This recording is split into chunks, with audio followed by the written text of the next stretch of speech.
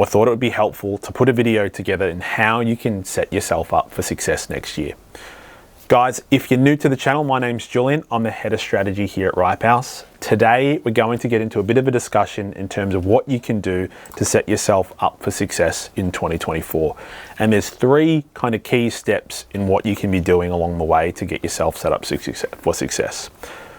Number one, and probably a bit of a mistake we also see, is coming in with a financial strategy. When it comes to property investing, just going out and investing for the sake of investing is not the way to go about it. You want to make sure you align yourself with an expert, making sure you're talking with a broker who really specializes in investment lending. They're not just a home buyer broker. They really specialize in setting up a strategic overlay in terms of what you can and can't work towards in your personal circumstance. And also, most importantly, why the hell you're actually doing it. The thing that I ask clients on a daily basis is, why do you actually want to invest in property? Obviously, the number one reason people want to invest is because they want to make money and grow their wealth. But people have a myriad of reasons why they want to invest in property.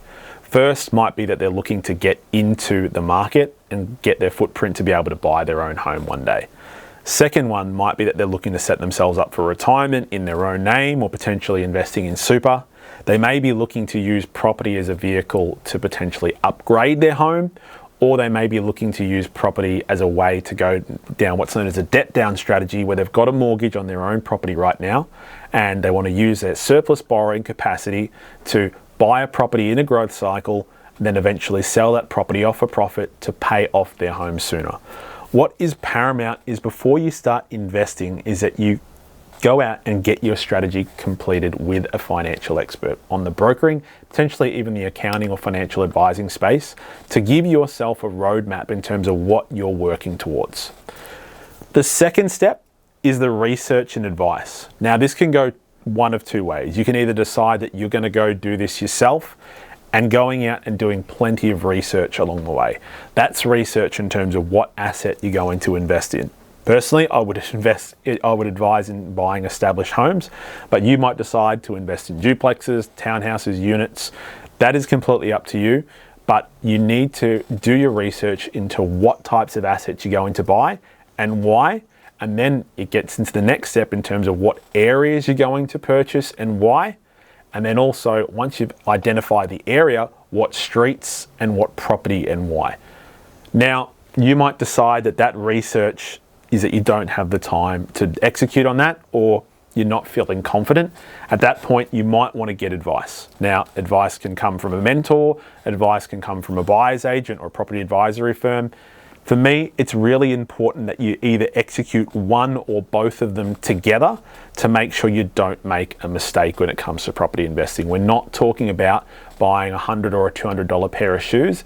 In most instances, we're talking about spending $3, $4, $5, $6, up to $1 million in terms of property.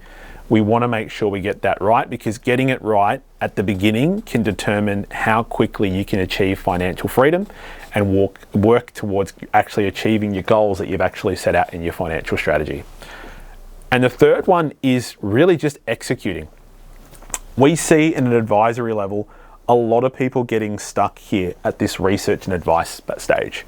I should note, I was one of them that stayed in this stage for years and years in the early part. And had I got into property when I very first was obsessed with property at the age of 19, it's all I could think about, would spend night after night looking at property.